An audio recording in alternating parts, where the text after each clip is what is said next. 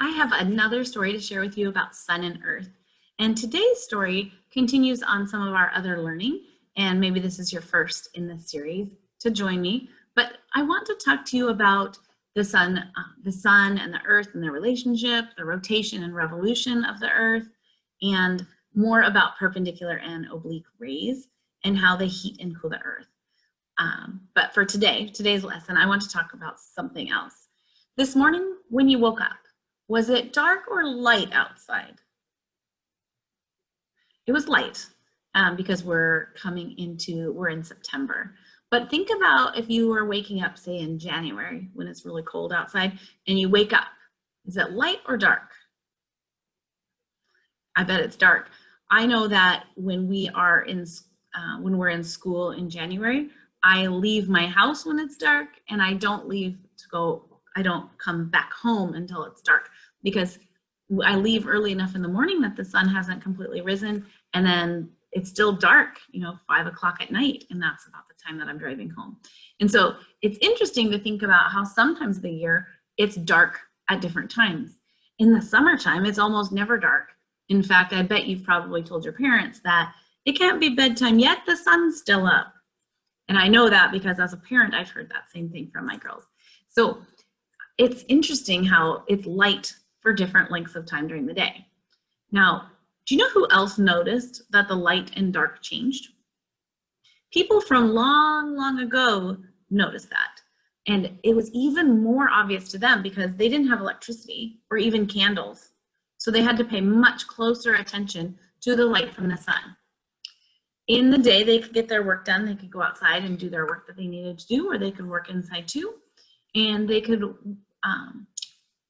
work to meet their needs during the day. But at night, it was dark and they couldn't see. So the people who came before us paid special attention to the light from the sun, the day and the night, and the moon and the stars. They noticed that some days were very long and some nights were short. And they also noticed that other days were very short with nights that were really long. They noticed patterns to the days that got longer or shorter. And they noticed that this cycle repeated every year. They wondered, and maybe even you wonder, what makes that day and the night uneven? So I want to show you a lesson with this. So I'm going to switch this into a different view so you can see. I'm going to hold it this direction. Oh no, I'm going to have to hold it this way. My model sun won't work if I lay it down that way. Okay, so as the earth revolves around the sun, it rotates. And it doesn't rotate like this because our pole isn't straight. It rotates on an angle just like this. And that tilt points to the north. So from where I'm sitting, north is that way. Okay, this knitting needle is showing you the axis of the earth. Okay, the earth tilts on its axis. This is why we get an uneven day and night. And it has a big effect on the earth and life on earth. So if we didn't have a tilt, we would be standing straight up like this. But we do have a tilt and we're angled like this. Would you like to see how the sun's rays look with the tilt of the axis? Okay, I want you to think about what this looks like. I'm going to turn on the bright light. It's going to be hard to see. Okay, so here we see, I'm trying to see how we can get the best view for the video.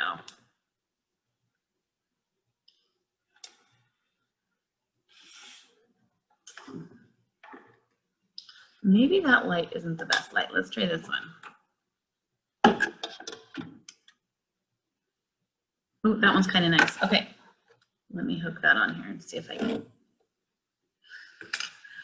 Thanks for being patient with me as I'm trying to get our artificial sun doing what it's supposed to be doing. It's hard for you to see in the video. Let's see if I can do it in the lower one.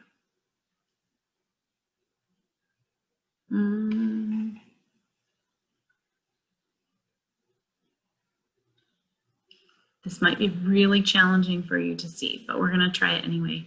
Okay, so here are the sun's rays shining onto the earth.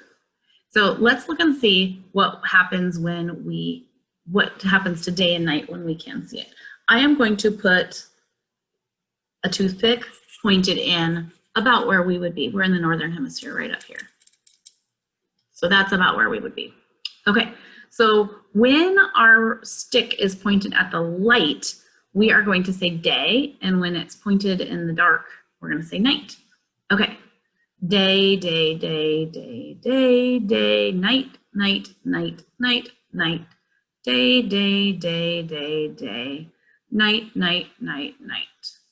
You'll notice that half of our sphere is pointed towards the light and half of our sphere is in the dark. Maybe better, easier to see it on the one with my face.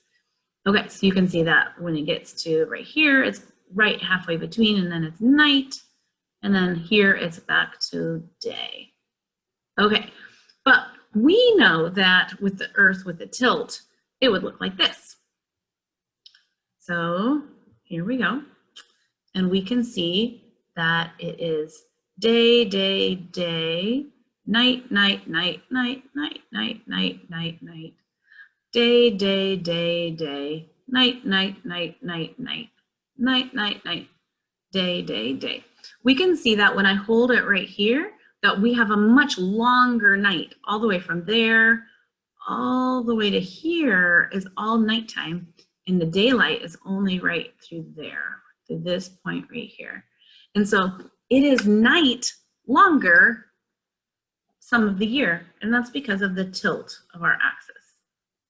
Now, I can't really show this demonstration the way I would in the classroom, because I would go through all of the seasons and we would look at the tilt in all of the ways, but it's kind of hard for you to see, and I don't want to keep shining the light and hoping that you are seeing what I'm trying to show you.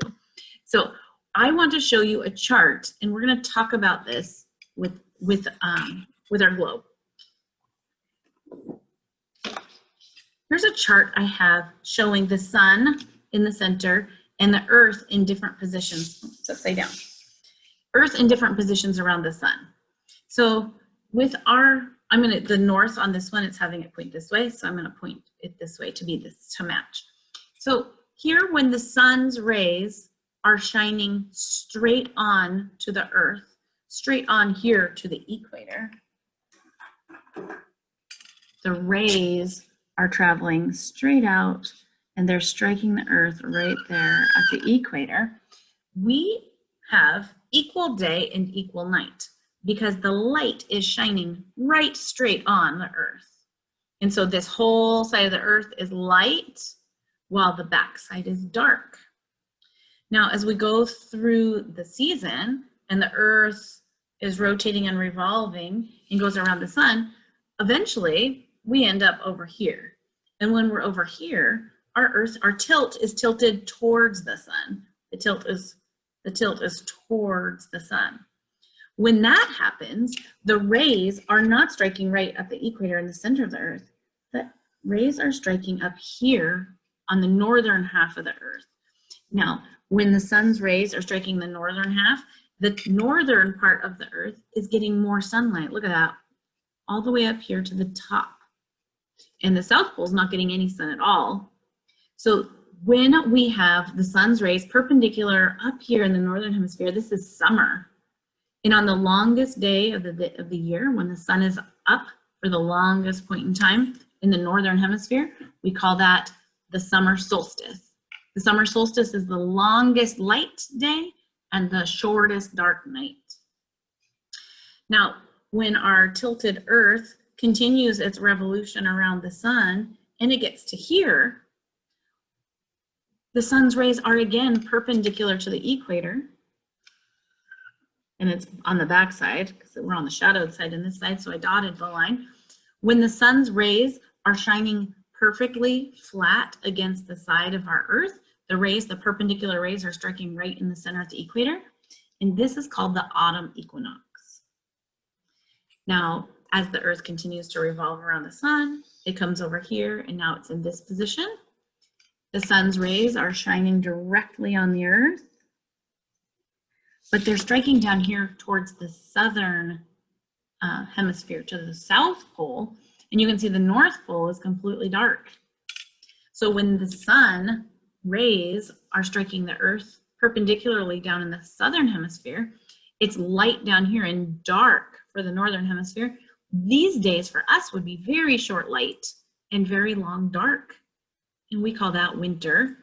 And the day with the shortest amount of light is the winter solstice for the northern hemisphere.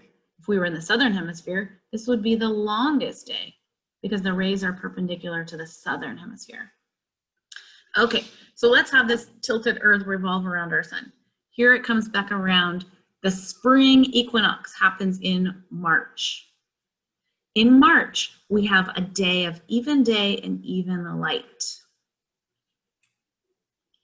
The spring equinox is the day where it's half and half day, half night. And as the Earth continues to rotate and revolve around, we get to midsummer. We call it midsummer, but it's actually the summer solstice. The summer solstice is when the sun's rays are perpendicular to the northern hemisphere, and the northern hemisphere is light and the southern hemisphere is dark, and we call that the summer solstice. Here, when we get to when it's even day, even night, we call that the autumn equinox. And for us, the reason I wanted you to have this lesson this week is that Tuesday of this week is the autumn equinox for this year. For 2020, the autumn equinox is on September 22nd, and so that is Tuesday. And so half day, half night. And as we come around here, as we get towards winter, and we're continuing to revolve around the sun, you'll see that more of the southern hemisphere is in the light and more of the northern hemisphere is in the dark. And so this is the shortest daylight time for us and the longest nights, and we call that the winter solstice. So I hope that you've learned something new about this. I hope you see that throughout all of time, people have been interested in the sun and the earth and how they're related, and how the rays of the sun change throughout the year, and how at some times of the year we have intense hot heat, and at other times of the year we have oblique cool heat that is striking the earth. I can't wait to share more stories about the sun and earth with you, but those are stories for another day. Have a great day, everyone.